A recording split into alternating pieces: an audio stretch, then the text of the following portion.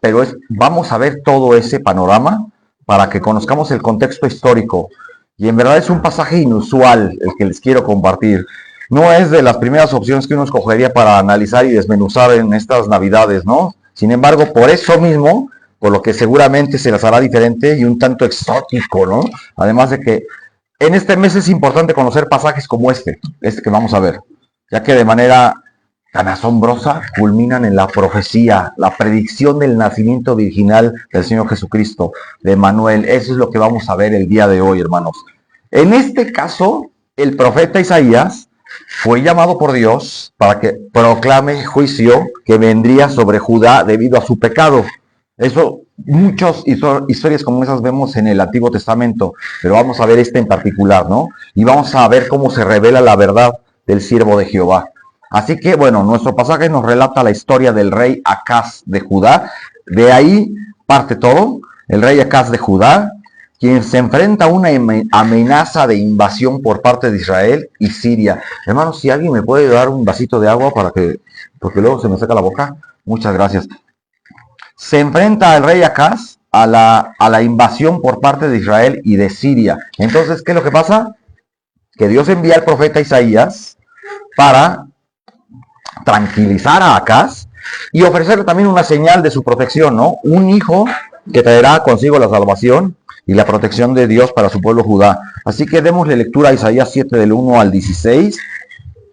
Si alguien es tan amable de poder leer el pasaje, se lo agradecería mucho. Isaías 7 del 1 hasta el 16. Va a ser larguito el pasaje, pero ese es el que vamos a analizar el día de hoy. Isaías 7 del 1 al 16. Y aconteció en los días de Acaz, hijos de Jotán, hijos de Días, rey de Judá, que Rezín, rey de Siria, y Peka, hijo de Ramalías, rey de Israel, subieron contra Jerusalén para combatirla, pero no la pudieron tomar. Y vino la nueva a la casa de David, diciendo: Siria se ha confederado con Efraín, y se les estremeció el corazón y el corazón de su pueblo, como se estremecen los árboles del monte a causa del viento. Entonces dijo Jehová a Isaías: sal ahora al encuentro de acá, tú y tu hijo, el extremo del acueducto del estanque de arriba, en el camino de la edad del lavador.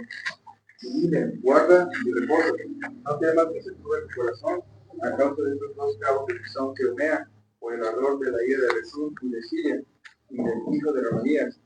Ha acordado maligno consejo contra Días y con Efraín y con el hijo de Ramalías, diciendo: vamos contra Judá y aterricémosla, y reportámosla entre nosotros, y pongamos en medio de ella por rey al hijo de Tabel.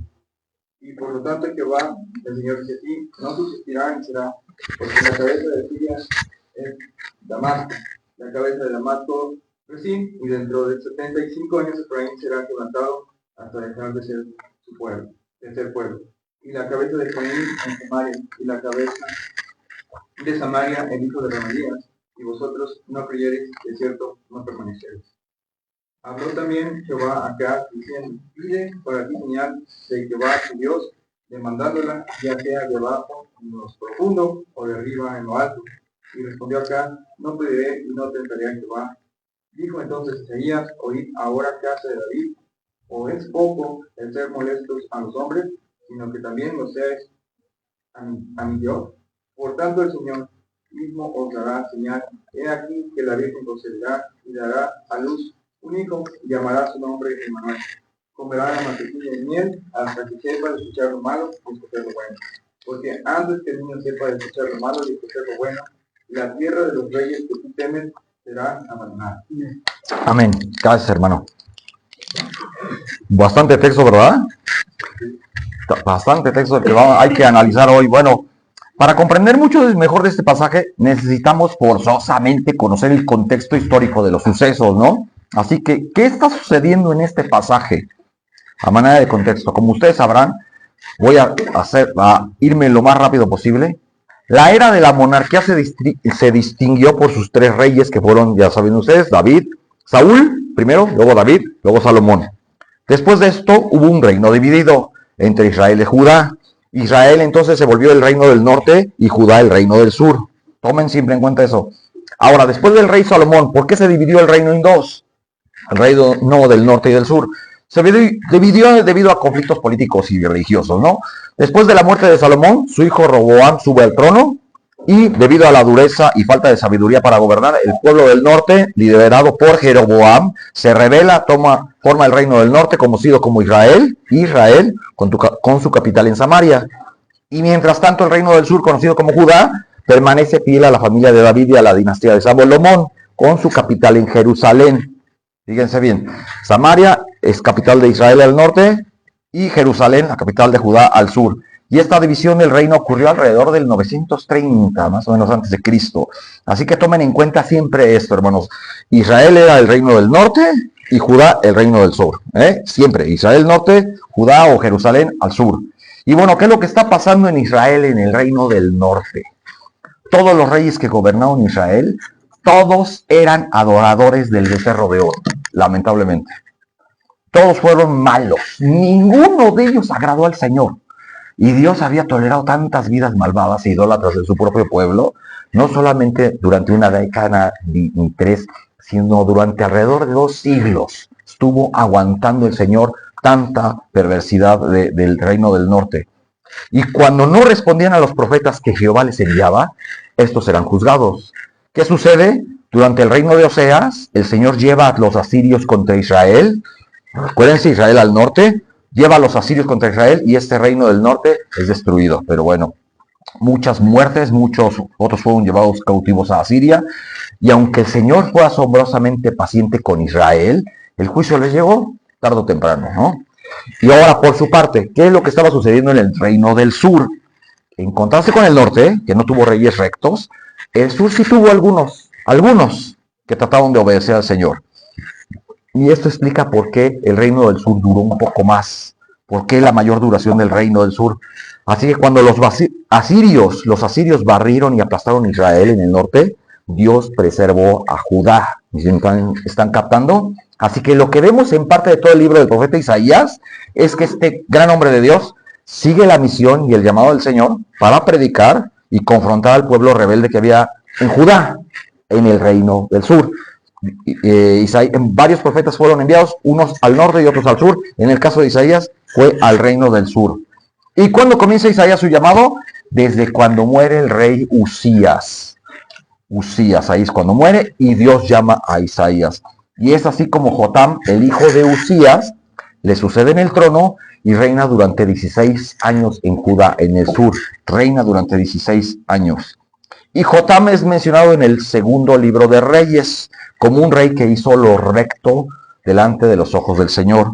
Según Segunda de Crónicas 27, Jotam fortificó las ciudades, construyó torres en las montañas de Judá, tuvo éxito en sus guerras contra los amonitas y Jotam se mantuvo fiel al Señor y prosperó en su reinado y fue uno de los poquísimos buenos reyes y fue todo el tiempo en el sur, ¿no? En Judá, como lo había sido Usías, su papá.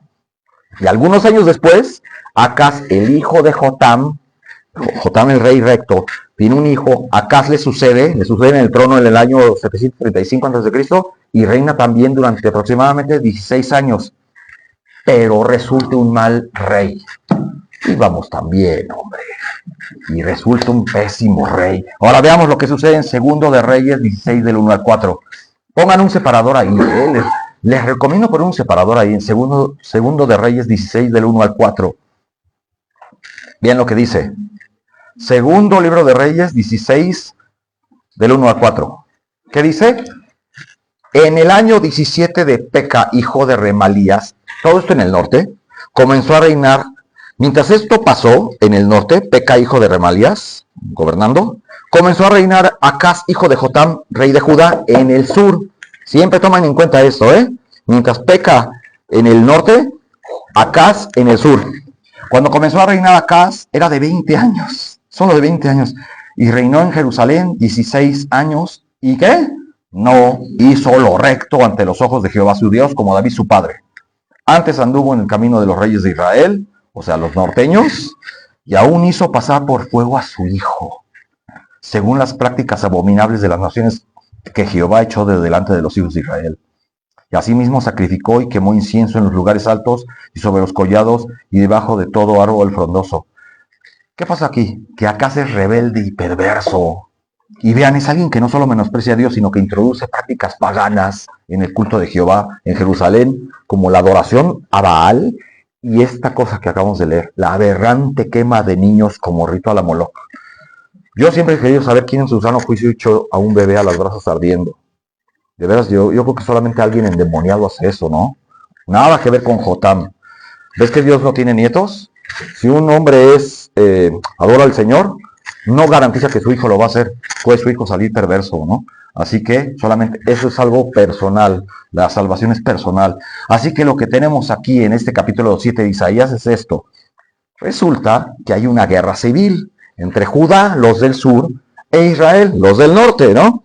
Estamos en el año 734, solo un año después de que Acab subió al trono. Y una alianza del reino del norte de Israel con Siria, otra nación, una alianza entre ellos dos está a punto de atacar al rey Acaz en el sur. Recuerden, siempre Judá es al sur, ¿no? Y durante el reino iba a estallar toda esta guerra. Sería un periodo de tremenda angustia entre los sureños de Jerusalén, ¿no? Entonces el perverso Acaz teme por el posible final de su reinado, le aterra que los ejércitos enemigos vayan a matar a mucha gente y se los lleven cautivos. Sin embargo, como predijo Isaías, el reino de Judá no vería su fin en ese momento. La señal de Emanuel es lo que iba a ser finalmente su señal de verdadera liberación. Así que en el primer versículo de este capítulo 7 ya vimos todo el contexto, hermanos. Ahora sí vamos a desmenuzar los versículos, ¿no? Capítulo 7 de nuestro pasaje. En el primer versículo, ¿qué leemos? Aconteció en los días de Acaz, hijo de Jotam, hijo de Usías, rey de Judá, que Resín, rey de Siria, y Peca, hijo de Remalías, rey de Israel, ¿ya vieron? Subieron contra Jerusalén para combatir la isla cuando se aliaron a Siria con Israel para combatir Jerusalén, pero no la pudieron tomar. Recuerden aquí, aunque dice ahí subieron, es Jerusalén el que está en el sur. Ahí nos confunde un poquito, ¿no? Subieron a Jerusalén, ¿cómo? Está en el sur, ¿cómo van a subir? Bueno, subieron, yo creo que por la altura del lugar, no por que sea norte y sur. Subieron debido a que Judá se encontraba en montes, en terreno alto, como dije. ¿Qué dice el texto? Que el rey Resín, o sea, el de Siria, el de los paganos, y el rey Peca, que es el de Israel, se aliaron y organizaron una invasión a Judá, que no se logró. Fue una invasión fallida. Tal como dice Segundo de Reyes 16.5, no lo busquen, Segundo de Reyes 16.5 dice, entonces Resín, rey de Siria, y Peca, hijo de Remalías, rey de Israel, subieron a Jerusalén para hacer guerra y sitiar a Acaz, mas no pudieron tomarla. A pesar de la amenaza, la ciudad de Jerusalén no fue vencida por los enemigos. Y aunque no lograron imponerse al principio, Acaz tiene todas las razones para suponer que ellos tarde o temprano lo iban a destruir. Continuamos, versículo 2. Vino la nueva a la casa de David. ¿A qué se refiere? A la dinastía de David, o sea, a Judá, el reino del sur. Vino la noticia a casa, a sus parientes reales, a sus cortesanos. Vino la noticia de él diciendo que Siria se ha confederado con Efraín. Ojo, Efraín es una referencia a Israel. Siempre que mencionamos Efraín también es una referencia a Israel, el reino dominante del norte. Acuérdense de esto. Cuando menciona Efraín, es Israel, el reino de las 10 tribus. En el norte, pocas palabras, le llega la noticia a Acaz que Siria se alió con Israel y miren cómo reaccionó. Y se le estremeció el corazón y el corazón de su pueblo, como se estremecen los árboles del monte a causa del viento. Pues si el medio no me burro, ¿no? Y Acaz, como no es creyente, es un gran pagano perverso, obviamente no espera ninguna protección de Dios sobre la nación, ¿no? Los del norte querían poner a uno de los suyos en el sur, sobre el trono de David. Querían invadirlo. Recuerden, hermanos, ya antes, tanto Siria como Israel habían intentado conquistar Judá. Y cada una de estas naciones actuando en solitario no podían imponerse al 100%. Cada una en solitario no podían invadir Judá. Pero juntos sí podían tomar Jerusalén, sí podrían hacerlo. Acaz está casi seguro de esto, ¿no? Como dirían por ahí, en ese momento Acaz sintió el verdadero terror, podríamos decirlo, ¿no? Miren, Acaz es un rey lleno de miedo por 3 razones. ¿Cómo no? Porque es un hombre traidor y perverso, con la conciencia culpable. 2, su reino se expuso fuera de la protección de Dios. Y 3, porque está considerando la tremenda fuerza y poder de sus enemigos al aliarse, Vengadores Unidos, ¿no? Está teniendo ese terror de eso. Ahora notemos esto. A pesar de que este hombre acá era un rey rebelde que no tenía una relación con Jehová, Dios no estaba dispuesto a permitir que el pueblo de Judá cayera. Aún así, con sus reyes perversos, como Acaz, no iba a permitirlo el Señor. Entonces, en estos días es precisamente cuando Isaías el profeta entra en escena. ¿Lo ven? Isaías es enviado al rey, y una de las cosas más interesantes que vemos aquí es que a pesar de la impiedad de este rey, Isaías no es enviado, a pesar de lo perverso del rey, Isaías no es enviado para juzgarlo, sino para animarle.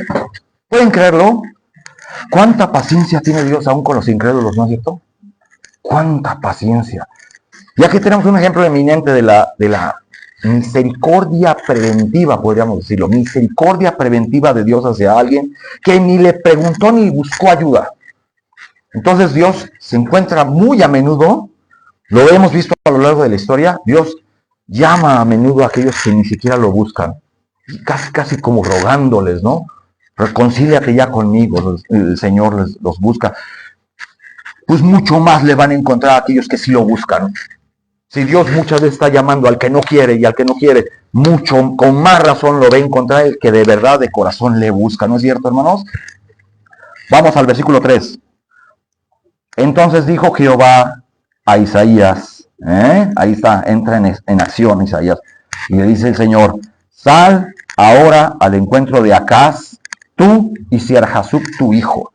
Por cierto, Sear-Jasub significa un remanente volverá. O si quieren ponerle así a su futuro bebé, Sear-Jasub, qué bonito, ¿no? Un remanente volverá, eso significa el hijo de Isaías. No, y luego tantos nombres que vemos en la Biblia, ¿qué es esto? De origen hebreo o griego, qué sé yo, pero ahí está. Sobre todo los griegos a los que Pablo manda saludos, qué nombres tan chistosos, ¿verdad? Saludaba a Epeneto, saludaba a Trifena y a Trifosa. Ay, nombrecitos chistosos, ¿no? De los griegos. Pero es que interesante cómo Dios le dijo a Isaías que le diera ese nombre a su hijo, ¿no? Como recordatorio de su plan de misericordia. Un remanente volverá, Sear-Jasub. Como desde el principio de su juicio, Dios planeó restaurar un remanente de su pueblo. Así que su propio hijo, Sear-Jasub, le recordaba al pueblo la fidelidad del Señor para con ellos. Qué hermoso el Señor, ¿no? Seguimos, ¿a dónde tenían que ir? Versículo 3. Sal ahora al encuentro de Acaz, tú y Sear-Jasub, tu hijo, al extremo del acueducto del estanque de arriba, en el camino de la heredad del lavador. Parece como que está escribiendo algún lugar de Catepec, ¿no? De donde es. Como que se me hace. Pero no, hermanos. ¿A qué se refiere con el acueducto? Quizás fue una fuente en Gijón. Un lugar en una fuente en Gijón. Un manantial de Gijón, ¿no? Una importante fuente de agua para la ciudad. Ubicada fuera de los muros, ¿no? Al este de Jerusalén. Posiblemente por ahí fue. Ahí tal parece que era de donde tomaban el agua, ¿no? Que la transportaban a la ciudad y la cuidaban de enemigos o intrusos. Es muy posible de eso, ¿no? La heredad del lavador, ¿qué es eso? Era un paraje muy bien conocido, cerca del manantial de en aquel entonces, donde lavaban ropa o telas recién hiladas, las ponían al sol para secarse y blanquear.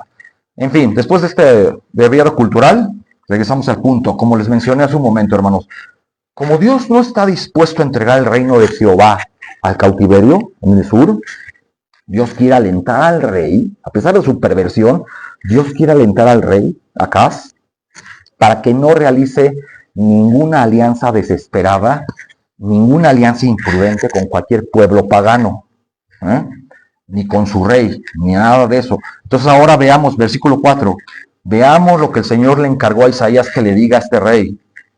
Verso 4, y dile, guarda y repósate, no temas, ni se turbe tu corazón a causa de estos dos cabos de tizón que humean por el ardor de la ira de Resín y de Siria y del hijo de Remalías. ¿Quién es Remalías? O sea, Peca, el de Israel.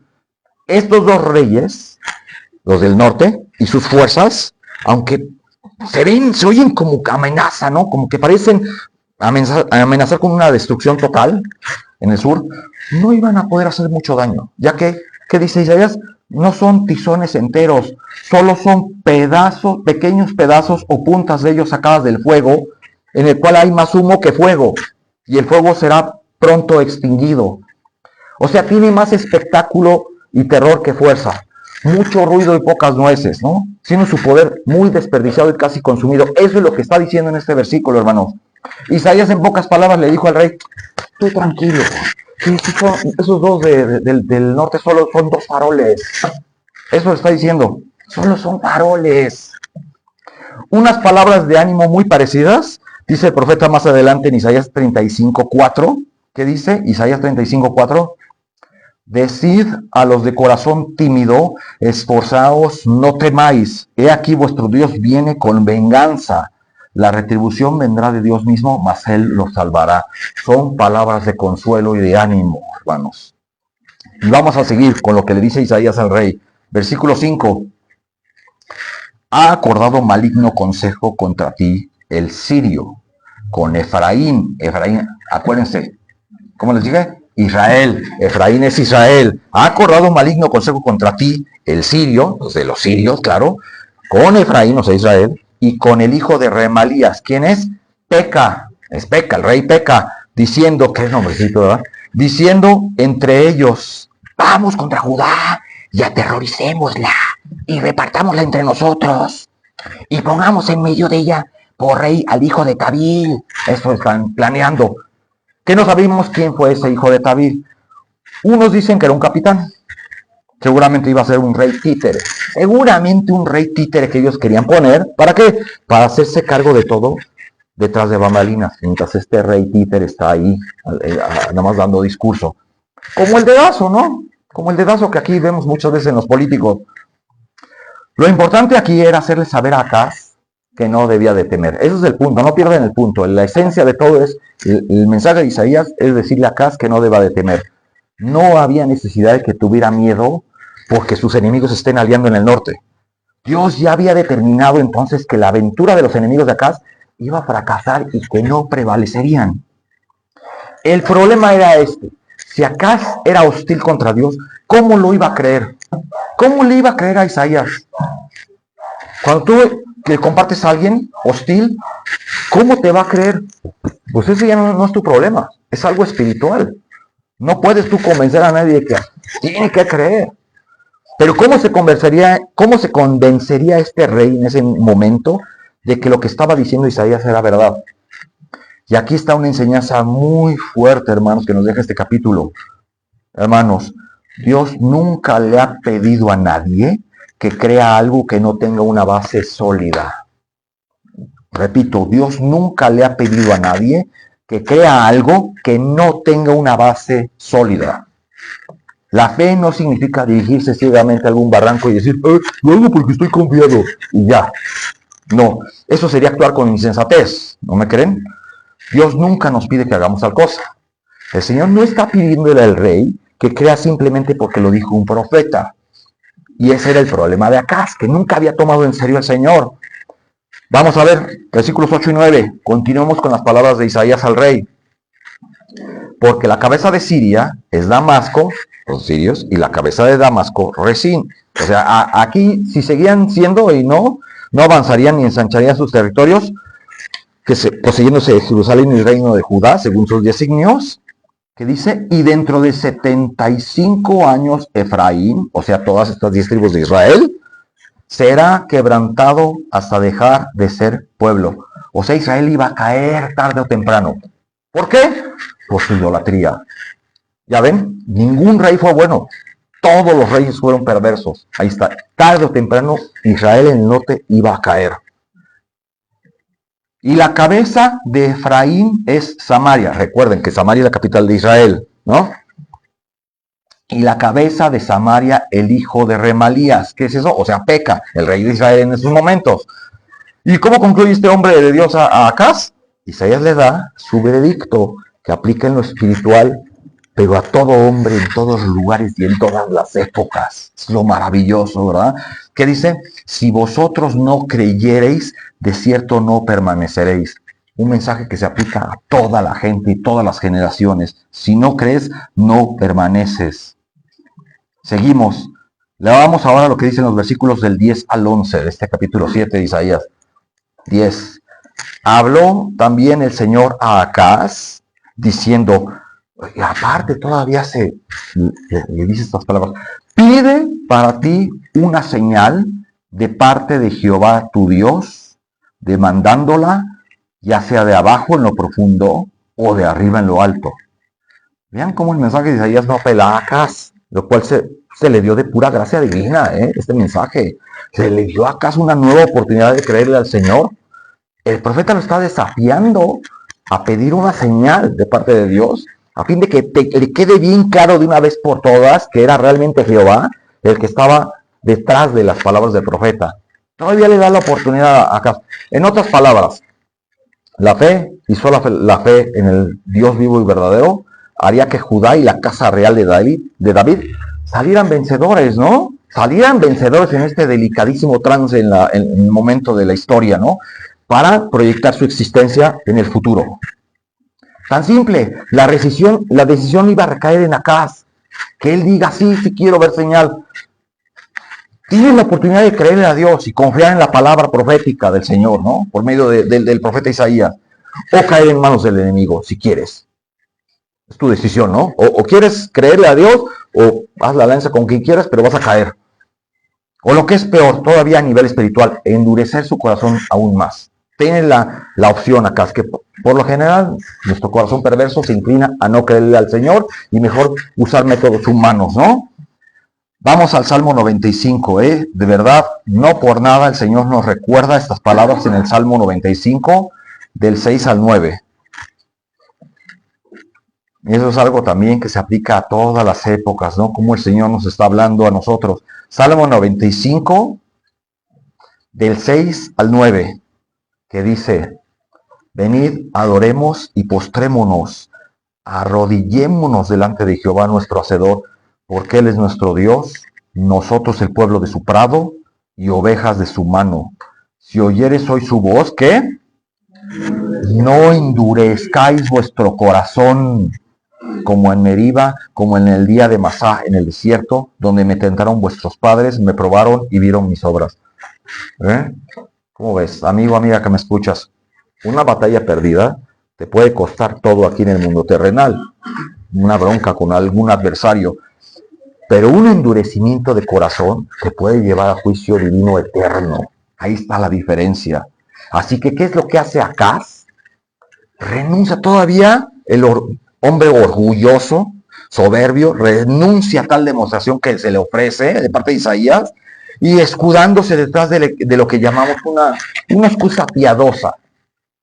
O sea, como cuando el apóstol Pablo menciona el término afectando humildad, no sé si se acuerdan en Colosenses 2:18, afectando humildad, ¿lo recuerdan? Pablo les está advirtiendo a los colosenses sobre una falsa humildad, pues, que en realidad es una forma de orgullo disfrazado. El verso dice Pablo, nadie os prive de vuestro premio, afectando humildad y culto a los ángeles, entremetiéndose en lo que no ha visto, vanamente hinchado por su propia mente carnal. O sea, así, no soy digno de recibir revelación de Dios, cuando en verdad es puro orgullo. En el caso de la ciudad de Colosas en tiempos de Pablo, algunos falsos maestros estaban promoviendo esas prácticas religiosas que aparentaban ser humildes, pero en realidad estaban motivadas por el deseo de destacarse, de recibir reconocimiento de los demás por humildes. A eso se refiere el versículo de Colosenses. En lugar de una verdadera humildad que reconoce la dependencia de Dios y busca la gloria de Dios, esta humildad afectada buscaba la atención y admiración de los demás, ¿no? De que todos digan, ay, qué humilde y sencillito es, ¿no? Lo cual es contrario a la verdad, a lo que la palabra enseña y que nosotros muchas veces hemos caído en eso, ¿no? En algún momento de nuestra vida, en esa falsa humildad. Pues el rey Acaz no era la excepción. Escuchemos la falsa piedad de aquel rey en el versículo 12 de Isaías 7. Regresamos a nuestro pasaje, Isaías 7, 12. Y respondió Acaz, no pediré ni tentaré al Señor. Ay, qué humilde, ¿no? No pediré ni tentaré al Señor. Parecía una respuesta humilde, ¿no? Y así es como muchos incrédulos responden a Dios. Caen en esa actitud cuando te dicen, ay, no, yo no voy a molestar a Diosito. Como que se hacen los indignos, ¿no? De clamar al Señor, mostrando esa falsa humildad. Y así es como este tipo de gente, este rey, uno de los más grandes hipócritas que uno puede encontrar en la Biblia, reaccionó, ¿no? Como cuando te dicen, no, tú ora por mí, tú que estás más cerca de Dios, te dicen. Bueno, porque tú no vas a Dios directamente, ¿no? Se sienten los indignos, pues, con razón, con más razón debes de clamar a Dios tú, ¿no? Y esa clase de... mira, como cuando Herodes, me viene a la mente cuando Herodes le dice a los magos que avisen al bebé para que también vaya a adorarlo. Ay, sí, qué humilde, ¿no? Por citarse ese caso. Y esa clase de actitud mustia es aberrante para Dios. Así que Isaías le da a entender al rey que Dios detesta esa falsa piedad, ¿no? El Señor, en cambio, ¿qué nos dice sin tapujos en Jeremías? Clama a mí y yo te responderé. No hay intermediarios. Tú directo clama a mí y yo te responderé. Fíjense, en otras palabras, el Señor está diciendo a este rey incrédulo, repito, no te estoy pidiendo que creas a mi mensaje simplemente porque te lo comunicó un profeta. Quiero poner un fundamento bajo este mensaje, un fundamento sólido. Quiero darte una señal sobrenatural para que sepas que el mensaje procede de mí, de Dios. ¿Y qué hace Acaz? Rehúsa bajar la cabeza. Otra vez, orgulloso. Rehúsa aceptar la señal y la ayuda del Señor. Y en su lugar nos dice la historia, y el segundo libro de Reyes, capítulo 16, que Acaz prefirió ir y comprar la ayuda de los asirios. ¿Sabían? Ya en segundo de Reyes, capítulo 16, no nos vamos a desviar tanto. Dice que Acaz prefirió comprar la ayuda de los asirios, pagándola, aberrante, pagándola con el oro y la plata de las tesorerías del templo y del mismo palacio. Háganme el favor. Acaz decide enviar mensajeros al rey de Asiria para buscar su ayuda.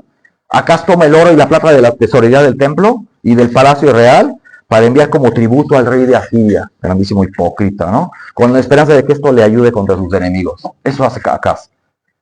Y en lugar de traer seguridad a Jehová, esa alianza con Asiria trajo más problemas, trajo más desastres para el pueblo de Dios en el sur. ¿Qué sucedió? Cuando los asirios llegaron en el 722 a.C., Samaria, la capital de Israel, cayó ante el ejército asirio y terminando así en el reino del norte. Un desastre. Pero en fin, versículo 13, hermanos. Escuchemos entonces la respuesta del profeta en esos momentos. Verso 13. Entonces dijo Isaías, oíd ahora, casa de David. No os basta con ser molestos a los hombres, sino que también lo seáis a mi Dios. Una regañadita que le hacía falta, ¿eh? ¿Cómo Acaz confió en la fuerza humana? En alianzas políticas, en lugar de confiar en la protección y provisión de Dios, y ahí estuvo el resultado. Entonces el profeta, por tanto, ya no se dirige nada más a Acaz. Vean lo que acabamos de leer. Se dirige ahora a toda la familia real, a quienes reprende, a todos reprende. Los consejeros del rey, los promotores, a todos reprende Isaías. Vean, lo acabamos de leer. Oigan, casa de David, ¿no les basta con ser molestos a los hombres, sino también seáis a mi Dios? Así que Dios, aún así, le dará la señal. No la pidió Acaz, pero aún así se le va a dar. Le está diciendo prácticamente Isaías a Acaz, aunque no me dicen ustedes ninguna señal ni favor, para el consuelo de los pocos creyentes que están entre ustedes, para dejarlos sin excusa y para mostrar que la perversidad de todos ustedes no puede cambiar los designios de Dios, yo te recordaré otra mayor señal de tu liberación, casa de David. Lo que Dios ha prometido, cumplirá su debido tiempo. Mucho más allá de tu tiempo, rey Acaz. Lo va a cumplir mucho más allá de tu tiempo. ¿Y cuál es? Leamos ahora sí la hora chihuahuenchona, hermanos. El versículo clave, el versículo 14. Por tanto, el Señor mismo, o sea, por su propia voluntad, sin que se lo pida a nadie, os dará señal. He aquí, o sea, para indicar la importancia de lo que estaba a punto de decirse. He aquí, la Virgen concebirá y dará a luz un hijo y le pondrá por nombre Emmanuel. Dios ahora colocó aquí un fundamento bajo su profecía. Y ojo, esta promesa o señal no se le dio a Acaz. Como acabamos de ver, se negó a cualquier señal, ¿no? A pedir una ayuda. Se la dio a toda la casa de David, a toda la gente de Judá. fue para ellos la profecía de Isaías. ¿Cómo ven, hermanos? Nuestro maravilloso Dios es tremendo, ¿no es así? Estaba la casa de David en gran peligro de ser cortada y extinguida por los reyes de Israel y Siria en el norte, y la promesa de un Mesías que sería de la descendencia de David y que se sentaría en su trono era toda una promesa. Toda una promesa. Entonces debería haber una gran seguridad, ¿no? En el lugar de Judá.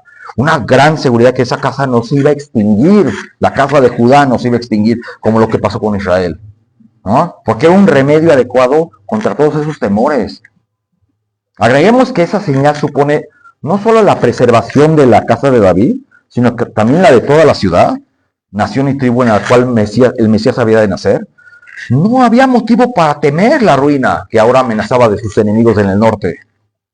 Por cierto, como otro breviario cultural, hermanos, Isaías 7:14 se ha convertido, un paréntesis, ¿no? Se ha convertido en uno de los versículos más polémicos de la Biblia, ¿sabían? ¿Por qué creen ustedes? Por la profecía del nacimiento virginal. ¿Cómo ha desatado polémica eso, eh? Los no creyentes la descartan. Con naturalidad, sí, han buscado desesperadamente, pero en vano, un buen argumento que les permita rechazar eso, el nacimiento virginal. Hasta se han librado batallas y debates y libros acerca del nacimiento del verdadero significado de la palabra hebrea almah, que se traduce virgen. Tienen que encontrarle otro significado. Miren, hermanos, el hecho de que el ángel citara esta profecía de Isaías 7:14 a José el carpintero, como una explicación de que María había tenido un hijo antes de casarse con él, constituye esa evidencia, ¿no? Que nos deja a todos plenos, llenos, satisfechos de que la profecía se refería a eso, a una mujer, a una jovencita soltera, a una doncella que había tenido un hijo sin haber conocido varón. A eso se refería la Virgen.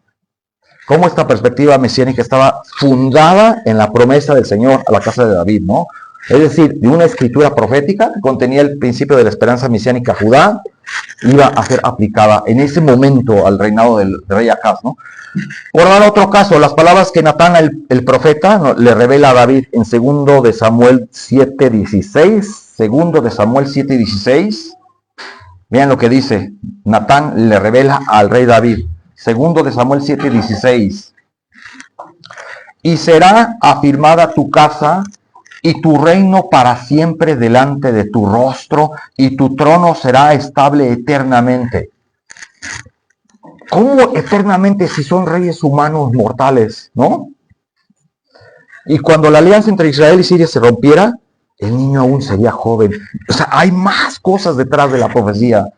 Siglos más tarde, hermanos, el Espíritu Santo guiaría al evangelista Mateo a citar esta profecía de Isaías 7:14 como una afirmación de que se cumplió el nacimiento virginal. O sea, que una mujer, María, concebiría y daría a luz un hijo siendo virgen.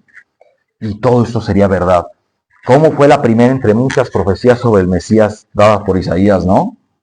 Así que es evidente, hermanos, que la señal tiene que haber tenido algún significado para la situación histórica, ¿no?, en la que fue revelada. De lo contrario, Acaz no habría podido recibir ninguna prueba de que los reyes de Israel y Siria fracasarían, ¿no?, al desear destruir a Judá o querer arrebatar el trono al descendiente de David. La profecía fue para indicarle a Acaz que el reino de Judá al sur no iba a ser derribado. ¿Me explico?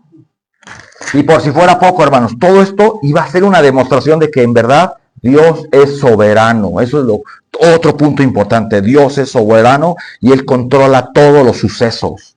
Él ha estado siempre detrás de la historia. Mucha gente dice, ay, Dios se apartó, nos ha olvidado. Ahí está el Señor.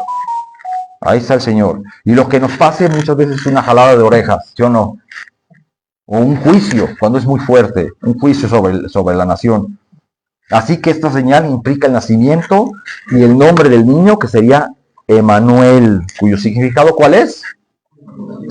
Exacto, hermanos. Y eso aseguraría al pueblo de Judá que tendrían la presencia del Señor mismo con ellos. Todo un regalazo, ¿no?, inmerecido.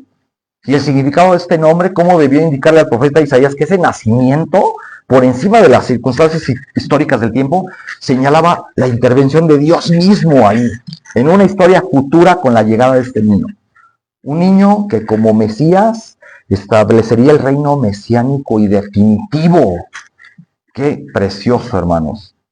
Las palabras de Isaías eran una profecía más sobre un fundamento sólido que Dios estableció desde el principio de los tiempos. Recordemos una de las primeras profecías sobre el Mesías, si no es que la primera registrada en la Biblia, que es Génesis 3:15. Recordemos esa, Génesis 3:15, creo que es la primera profecía que muestra que vendría el Mesías. Una vez que Adán y Eva desobedecen, ¿qué dice Dios en Génesis 3:15?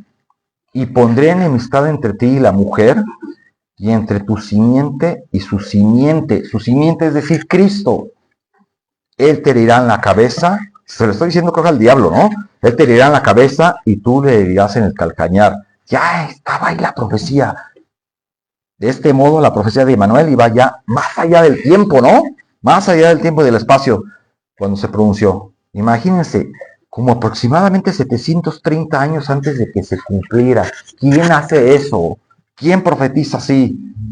¿Qué pasaría después? Que los evangelistas en su momento, ya en tiempos del Nuevo Testamento, reconocerían esa profecía, ¿no? Un anuncio del nacimiento de Cristo. Que además, la señal dada al rey Acaz implicaba un periodo de tiempo, que encontramos en los versos 15 al 16. Estamos avanzando, hermanos, de nuestro pasaje. Versos 15 al 16. ¿Qué dice? Comerá mantequilla y miel, o sea, va a ser un niño de carne y hueso. Comerá mantequilla y miel hasta que sepa desechar lo malo y escoger lo bueno. O sea, hasta que sus facultades estén completamente desarrolladas. Eso dice. Porque antes de que el niño sepa desechar lo malo y escoger lo bueno, la tierra de los dos reyes que tú temes será abandonada. Será abandonada. En otras palabras, tan lejos estará Rezín y Peca de conquistar tu tierra, que perderán sus propias tierras y también sus vidas. Dentro de varios años, las palabras proféticas hallaron su cumplimiento fiel. Más tarde, con la destrucción de Samaria y con el reino de Israel. Más años después, fue destruido con la ruina de Damasco y el reino de Siria. Eso sí, el largo proceso de desintegración de los reinos de Siria y Israel, hermanos, habían comenzado con la decisión de los traidores de Asiria para borrarlos del mapa. Tarde o temprano, los de Asiria iban a acabar con ellos. Durante los días de la infancia temprana de este niño, Emmanuel. Ya estamos acabando, hermanos. Ojo, la profecía viviente y personificada del niño Emmanuel no debía comunicar un mensaje incorrecto a Judá y a su rey. El hecho de que el Señor estuviera con ellos protegiéndoles no los iba a eximir del futuro juicio divino si no se arrepentían también. A pesar de que recibieron la profecía, Dios no los iba a eximir de cualquier castigo ni cualquier juicio si no se arrepentían. Tenían que regresar al Señor bajo sus términos. Ya en los versículos 17 al 25 de este capítulo de Isaías, en los que no vamos a entretenernos más, podemos ver, hermanos, que Isaías predijo desolación como consecuencia de la actitud de Acaz.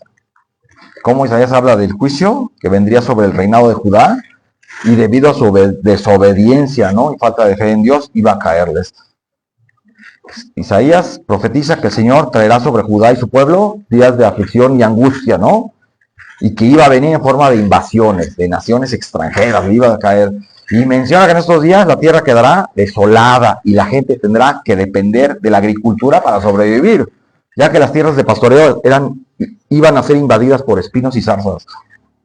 Y todo esto culmina más adelante con los babilonios conquistando Judá, que es en donde entran en escena el profeta Daniel. ¿Recuerdan? Cuando Babilonia conquista Judá, entran ahí en escena Daniel y sus amigos, quienes los llevan cautivos y quienes se niegan a adorar el paganismo de Babilonia, ¿no? Así que, hermanos, Isaías siempre nos advierte sobre las consecuencias de apartarse de Dios y de confiar en alianzas humanas en lugar de confiar en la protección divina. ¿No es cierto? ¿Qué pasó con los efectos de conquista babilónicos sobre Judá? Seguirían después con los de los medo-persas. Y así continuarían por años, ¿no? Aún a la fecha, árabes, palestinos y judíos se están peleando por Jerusalén, la Tierra Santa, ¿sí o no? Y seguirán así hasta el tiempo que el Mesías regrese para liberar a Israel y establecer su reino en la tierra. Todas las fichas se acomodan en su lugar, ¿no? Y los creyentes esperamos con ansias aquel glorioso regreso. Amén. Esperamos en eso, hermanos. Así que el plan de Dios no puede frustrarse. Ninguno de estas profecías se frustra, ya que las palabras de Dios, como he dicho, siempre están puestas sobre un fundamento sólido.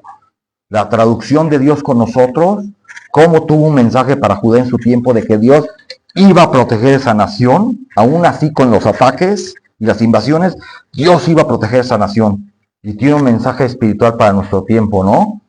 El niño fue llamado Jesús porque él salvaría a su pueblo de sus pecados.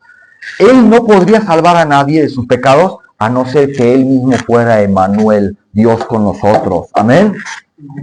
A menos que lo fuera, realmente. Hasta en eso se muestra la deidad de Cristo, en el nombre de Emmanuel. Así que, hermanos, Él es nuestro Salvador y la verdadera razón de la Navidad, ¿no es así? Esa es la verdadera razón. Vamos a Isaías 9. Isaías 9, este mismo hombre de Dios profetizó más tarde, en Isaías 9, del 6 al 7, ¿qué dice? Otra profecía preciosa también de Isaías. Isaías 9, del 6 al 7. ¿Qué dice? Porque un niño nos es nacido, hijo nos es dado, y el principado sobre su hombro, y se llamará su nombre admirable, consejero, Dios fuerte, Padre eterno, príncipe de paz. Lo dilatado de su imperio y la paz que no tendrán límite sobre el trono de David y sobre su reino, disponiéndolo y confirmándolo en juicio y en justicia desde ahora y para siempre. El celo de Jehová de los ejércitos hará esto. Cuánta profecía, sobre el futuro de Judá. Nunca permitió el Señor que Judá fuera destruido. Por eso repito, Dios no permitió que el reino de Judá perezca, a pesar de contar con algunos reyes tan perversos como Acaz, ¿no? Y tan orgullosos. Vamos, y la perspectiva de la venida del Salvador divino era un apoyo que nunca falta para las esperanzas de los creyentes antiguos. ¿Qué razón tenemos nosotros para no agradecer que esa palabra fuera hecha carne? ¿No es cierto? Confiemos en Él, amémosle y no desmayemos, hermanos, en seguir obedeciéndole. No desmayemos en seguir confiando en el Señor y obedeciendo a su palabra. Vamos a dar gracias a Dios.